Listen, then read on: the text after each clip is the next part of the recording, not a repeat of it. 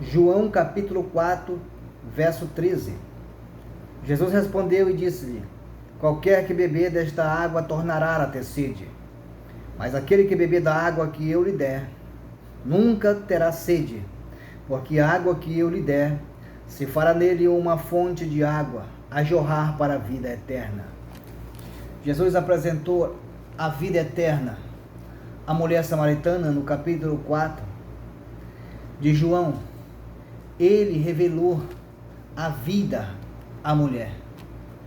Quando Jesus envia os seus discípulos para comprar comida, porque volta das 3 horas da tarde, eles chegaram em Samaria, junto ao poço, e não tinham comido nada. Jesus envia eles pelas aldeias para comprar algum alimento para comer. E então ele encontra-se com a mulher samaritana no poço, e ali o Senhor apresenta a água viva à mulher. Jesus apresenta a água da vida. Jesus apresenta ali o Espírito Santo. No capítulo 7, 37 do mesmo livro de João, está escrito que Jesus, no dia da festa, o grande dia da festa em Jerusalém, Jesus se levantou no meio daquela grande multidão e disse: quem tem sede, venha a mim e beba.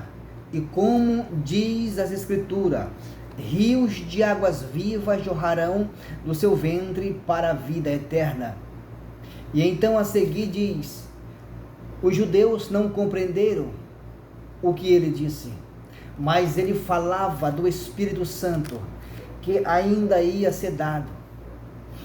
A mesma coisa ele relata à mulher samaritana, dizendo: se tu beber desta água, tu tornarás a ter sede, mas se tu beber da água que eu te der, tu nunca mais terás sede, porque a água que eu te der, ela fará uma fonte no teu ventre, e esta fonte vai gerar rios que vai jorrar para a vida eterna. Ele prometeu vida eterna à mulher samaritana. E então Jesus apresenta a vida à mulher samaritana, pelo prazer de pregar a uma alma, pelo prazer de anunciar a salvação a uma alma, somente a uma alma.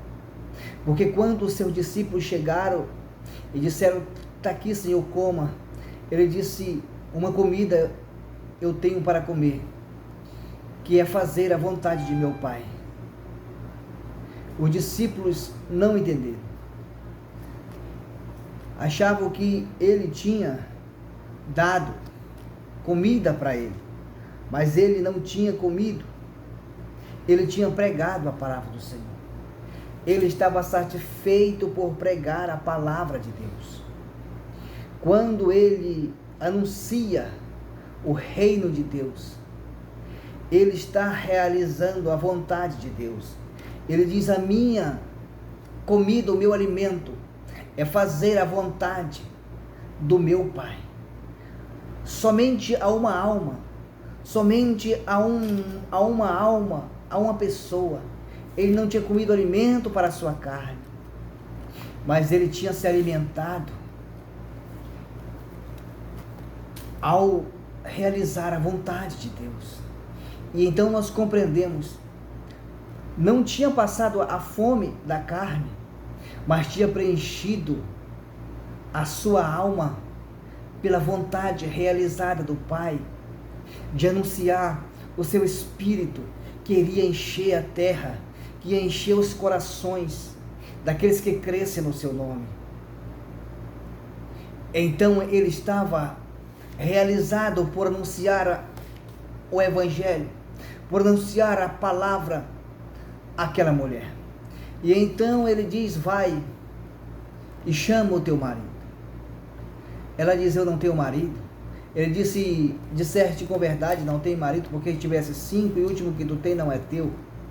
Isso tu disseste com verdade. Então a mulher recebeu a revelação e disse: Senhor, tu és profeta. Eu vejo que tu és profeta. E ela disse: os nossos pais adoraram naquele monte. Mas os judeus diz que o lugar de adorar a Deus é em Jerusalém. Mas nós esperamos pelo Messias. E eu sei que quando ele vier, ele vai nos ensinar o verdadeiro caminho. Jesus olha para aquela mulher samaritana e diz: eu sou ele, eu sou o Messias. E Jesus disse a ela: eu sou. Jesus não se revelou aos judeus, Jesus não se revelou aos rabinos, aos fariseus, aos saduceus. Jesus não se revelou àquela religiosidade. Jesus se revelou a uma mulher perdida. Jesus se revelou a uma mulher samaritana, a qual a sua cidade era desprezada. E os seus povos eram desprezados pelos judeus, mas que esperavam nele. Ela disse: quando o Messias vier, ele vai nos ensinar. Porque nós adorávamos naquele monte, mas agora o judeu diz que não se deve mais adorar no monte, se deve adorar em Jerusalém. Mas em Jerusalém um samaritano não pode entrar, muito menos no templo, não pode entrar no templo um samaritano. Mas quando o Messias vier, ele vai nos ensinar o caminho certo. Jesus disse: sou eu sou. E ele disse: mulher, vocês adoram o que vocês não sabem, mas nós adoramos o que nós sabemos. E Jesus começa a ensinar aquela mulher dizendo: olha, Deus é Espírito, e os que adoram têm que adorar em Espírito. Ele diz: a hora vem, e a hora já é chegada, e a hora é agora, em que os verdadeiros adoradores adorarão ao Pai em Espírito e em verdade.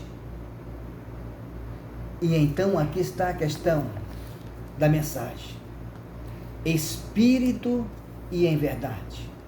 Deus é Espírito, e importa quem lhe adore em Espírito, adore em verdade. Deus não recebe adoração daqueles que não estão em Espírito e nem em verdade. Estar no Espírito é que ele ensinou a Nicodemos: aquele que não nascer de novo da água e do Espírito não pode entrar no reino de Deus. É como se ele estivesse dizendo à mulher samaritana: aquele que não nascer de novo não pode adorar a Deus. Aquele que não nascer de novo não pode adorar a Deus, porque enquanto o homem não nasce de novo, ele está nas suas ofensas com Deus. Ele está nas suas ofensas, nos seus pecados. Ele é inimigo de Deus, porque não nasceu de novo, porque vive nas práticas e na vontade da sua carne, na vontade do mundo, na vontade do diabo, dos demônios, e se torna inimigo de Deus, porque está escrito: todo aquele que vive na carne é inimigo de Deus. A carne mata, mas o Espírito dá vida. Então precisa que haja um novo nascimento no coração dos seres humanos. Nascer do Espírito, nascer da água, nascer do Espírito, para ser um adorador de Deus, para ter comunhão com Deus, para ter diálogo com Deus, para falar com Deus, para conversar com Deus, para lhe pedir ajuda, para lhe pedir o seu socorro. Tem que nascer de novo. A palavra de Deus diz que Deus não ouve o pecador. Ele disse que a transgressão, o pecado, a iniquidade faz uma separação entre o homem e Deus, e a iniquidade não permite que Deus ouça o homem pecador. Mas ele disse que todo o coração contrito, todo o coração angustiado e contrito, Deus não despreza, porque um coração contrito, angustiado e contrito é um coração arrependido, é um coração que se arrependeu dos seus maus. No momento em que ele se arrepende, o coração está contrito e angustiado. Nesse momento, Deus o ouve, porque ele se arrependeu. Deus não despreza um coração contrito. Um coração contrito é um coração arrependido, um coração aquebrantado na sua presença. Seja ele um pecador, no momento em que ele se arrepende, o coração dele, ele recebe adoração. Deus recebe a adoração, Deus recebe a oração, porque ele não rejeita um coração aquebrantado, um coração contrito. Precisamos nascer de novo da água do Espírito, para que nós possamos adorar Deus verdadeiramente, em espírito e em verdade. Precisamos nascer de novo, precisamos nascer de novo. Se não nascer, não há vida em nós. A palavra de Deus diz que nós estávamos mortos nas nossas ofensas, mortos no pecado cometido, e então nós precisamos ressuscitar pelo poder do Espírito Santo. E quando nós ressuscitarmos, nós vamos nascer de novo. E automaticamente, quando o ser humano nasce, ele recebe o registro no céu, com seu nome escrito no livro da vida. É o livro da vida do Cordeiro. E esse livro da vida é a garantia dele da salvação. Porque está escrito no livro de Apocalipse: todo aquele que não foi achado escrito no livro da vida foi lançado no lago de fogo. Então o livro da vida é o registro de cada ser vivente que nasceu de novo. Ali está o seu nome e seu sobrenome. Ali está o seu nome para o dia do arrebatamento, para o dia em que Deus chamar o nosso nome. Precisamos nascer de novo, para que nós seja um espírito. Porque Deus ouve espírito. Deus não ouve a natureza da carne. Deus não ouve a natureza do mal. Mas Deus ouve um espírito que nasceu dele. Um espírito obediente que nasceu do seu Espírito Santo, que passou pela lavagem da água, pelo perdão, pelo arrependimento, e agora foi gerado pelo Espírito Santo uma nova criatura. E para viver no Espírito é necessário nascer de novo. Ninguém pode viver no Espírito se antes não nascer de novo. Mas o que é nascer de novo? O que é nascer da água e do Espírito? Se tornar um espírito. No mundo espiritual, o nosso espírito estava morto, e então nós era conduzido pelos outros espíritos malignos, porque está escrito no livro de Éfeso, capítulo 2 em diante, que nós era dominado pelos principados dos ares, pelos espíritos dos ares, esse que domina todas as gerações perversas, todos filhos da rebeldia, todos os filhos da rebeldia, os espíritos dos ares é que conduz. Quando os homens são levados pela vontade da carne, são conduzidos pelos espíritos imundos. É ele que comanda o corpo do ser humano, porque o espírito dele está sem comando, porque o espírito dele está morto, porque o espírito dele está fora da direção, do comando do corpo. Então o espírito maligno é que dá o desejo para a alma pecadora do homem desejar as coisas do mal, para desejar as coisas do mundo, para desejar as coisas perversas. E então os espíritos malignos vai conduzindo o homem pelo caminho da perversidade, porque o espírito do homem não tem autoridade, porque o espírito do homem está morto, está desconectado do corpo, está morto. Por isso precisa nascer de novo, porque o seu espírito está morto, e então são conduzidos pelos espíritos malignos. São conduzidos pelo espírito maligno, porque está escrito que o homem que não tem o Espírito Santo tem o espírito maligno. E quando ele aceita Cristo, ele recebe o Espírito Santo. E quando ele recebe uma libertação, um espírito maligno é expulso do seu corpo e anda por lugares áridos, lugares vazios, sem vida. E então ele pensa dizendo: retornarei àquela minha antiga casa para ver como que ela está. E ele volta e aquela casa está vazia. Ali não tem a presença de Deus. Então ele leva mais 7 espíritos piores do que ele. E os atos daquele homem serão piores do que o primeiro. A palavra de Deus diz que os homens sem o Espírito Santo são conduzidos pelos espíritos do mal. São conduzidos pelo espírito do mal.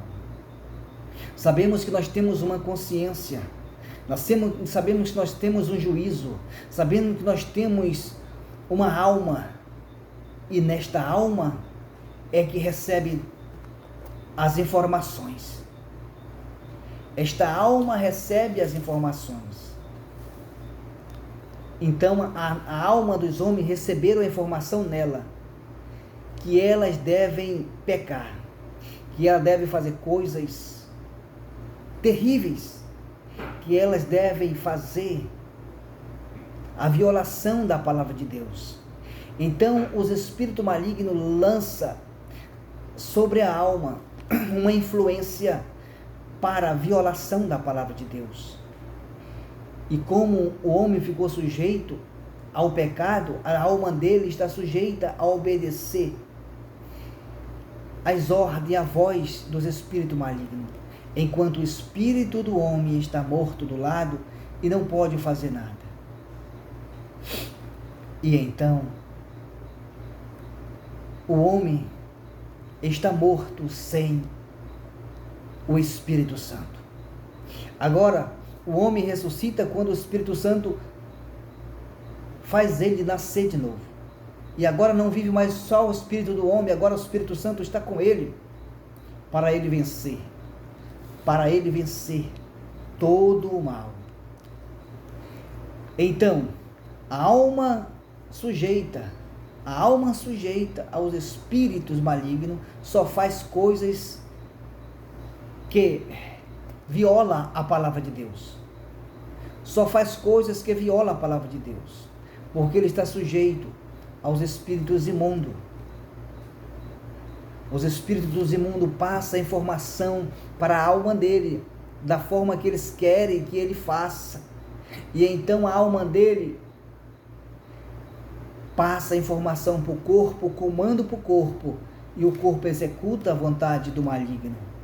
Então passa a ser o espírito maligno habitando no corpo, porque é a alma que dá o comando para o corpo.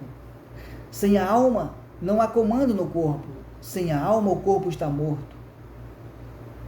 Então, quando chegar o tempo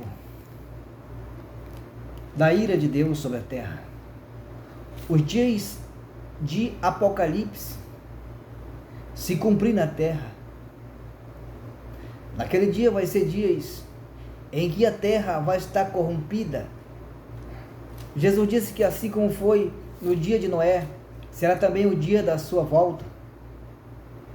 Não é porque os homens comiam e bebiam e casavam ou davam-se em casamento, não é por causa disso, mas é porque os homens estavam corrompidos. As gerações dos gigantes corromperam a humanidade. E não tinha mais solução. Não tinha conserto. Foi contaminado como veneno dentro do copo de água. Tem que descartar. Então, aquela geração foi descartada da terra. Salvo somente Noé e sua família. Porque não prestava mais aquela geração. Estava corrompida pelo gigante. E então Jesus disse que assim como foi no dia de Noé, também será a volta do Filho do Homem. Quando Jesus voltar, o mundo vai estar como era no tempo de Noé. A corrupção para todos os lados. Não é corrupção de injustiça, não. Não é só corrupção de injustiça, não. É corrupção que não há jeito mais. Porque a justiça dá jeito. A mentira, a verdade dá jeito. O pecado, a santidade dá jeito. A perdição, a salvação dá jeito. As trevas, a luz dá jeito. Mas a corrupção dos gêneros humanos, não há solução para elas, por causa da mente. O que vai ser corrompido vai ser a mente dos seres humanos. A mente, a alma dos seres humanos serão corrompidas pela tecnologia, pela implantação na mente, que os homens vão perder a sensibilidade, vão perder o temor, a sensibilidade do arrependimento. Não haverá mais remorso em si mesmo. Não haverá mais emoções de remorso para arrependimento. Além disso, os próprios espíritos malignos habitarão dentro dos corpos das pessoas. Eles conduzirão os corpos das pessoas na terra. O que você vê anunciado nos filmes de zumbi, eles estão anunciando como será a terra sem a presença do Espírito Santo. Os filmes de zumbi são uma demonstração como será a terra quando a igreja, o Espírito Santo de Deus, for tirada da terra. Os espíritos imundos invadirão os corpos dos homens e não haverá mais remorso de arrependimento. Eles comandarão os corpos dos homens e farão tão grande perversidade e maldade, destruição, carnificina, comerão uns aos outros, porque são os espíritos malignos que estão habitando nos corpos. Você até pode não dar crédito. O que anuncia os filmes de zumbis são corpos mortos de pé pelos espíritos malignos. Aqueles corpos não têm mais raciocínio, não tem mais amor, nem temor, nem misericórdia. Aqueles corpos estão de pé somente para destruir. São coisas terríveis que está para acontecer na terra, quando o Espírito Santo de Deus for tirado da terra. Cidades fantasmas,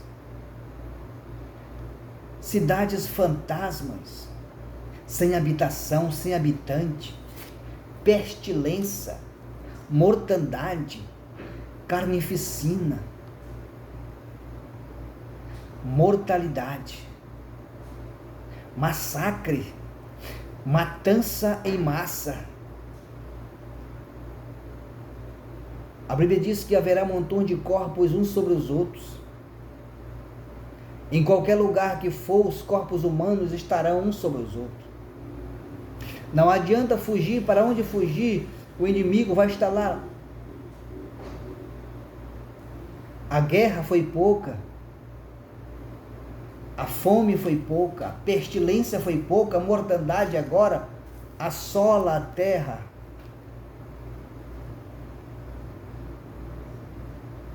Hoje pode parecer loucura, mas esse dia vai chegar. E quem sabe você não verá este vídeo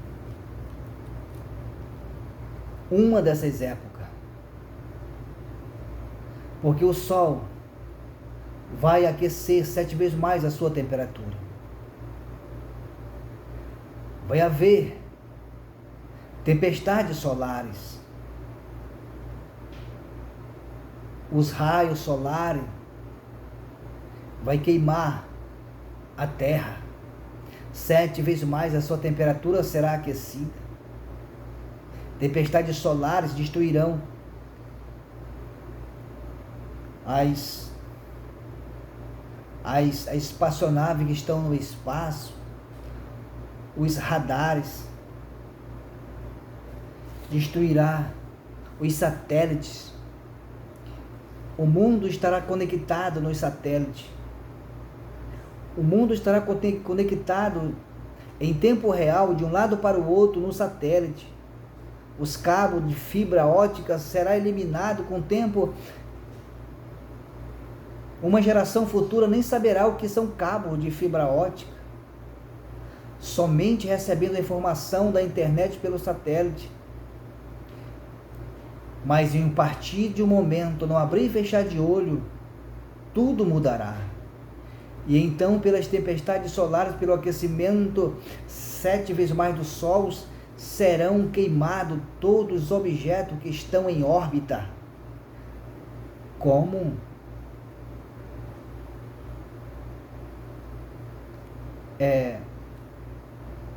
os objetos que estão transmitindo energia, os objetos que estão transmitindo a internet. Então assim o mundo ficará desesperado, quando ninguém mais tiver conexão, numa época que ninguém mais consegue viver sem a comunicação. Ninguém mais consegue viver mais sem o satélite. Os satélites serão derretidos e queimados. Parece que o mundo voltará à idade da pedra de novo. Parece que o mundo voltará à sua idade primitiva de novo. Porque todos ficarão desconectados. Assim será a vinda do Filho do Homem, quando ele vier sobre as nuvens do céu, buscar o seu povo, buscar a sua igreja. Então, esta mensagem é para aqueles que querem nascer de novo, nascer do Espírito Santo, nascer do Espírito de Deus. O que é Espírito é Espírito. Aquele que é Espírito se comporta como um Espírito, mas aquele que é da carne se comporta como um carnal. Aquele que é conduzido pelo Espírito Santo se comporta como um filho de Deus, mas aquele que é conduzido pelos demônios se comporta como filhos do diabo. Então está, Jesus disse, do seu ventre vai nascer uma fonte, desta fonte rios que vai jorrar para a vida eterna, quando desta água, mulher, tu beber. Se beberes desta água, nunca mais terás sede. Ele está falando linguagem espiritual, ele não está falando uma linguagem física. Ele está falando de uma linguagem metafísica, metafórica, uma linguagem que o ser humano físico, natural não compreende. Como compreender quando ele diz, quem tem sede vem a mim e beba? Quem beberia dele? Chamaram de louco, chamaram de coisas terríveis. Como pode se beber deste homem? O que ele fala não tem sentido. Até mesmo o que eu estou falando agora pode não ter sentido para você, quando Jesus disse, quem tem sede vem a mim e beba. E está escrito na lei, está escrito no profeta, que águas vivas jorrarão do seu ventre para a vida eterna. E na mulher samaritana ele disse, mulher, se tu beber desta água, então esta água vai gerar uma fonte inesgotável, e desta fonte vai gerar rios, e esses rios, eles jorrarão para cima, para a vida eterna, para a vida eterna, os rios de vida eterna, rios de vida eterna, rios de vida eterna. Então esse é o Espírito Santo. Quando nós bebemos de Cristo, Jesus, ele é a água viva. Jesus, ele é a água viva. Jesus, ele é o pão vivo que desceu do céu. Quando nós bebemos de Cristo, dentro de nós, do nosso ventre, do homem espiritual, não é do homem físico. A linguagem de Cristo não é no sentido físico, mas no sentido espiritual. Do ventre jorraria águas, rios para a vida eterna. Rios para a vida eterna.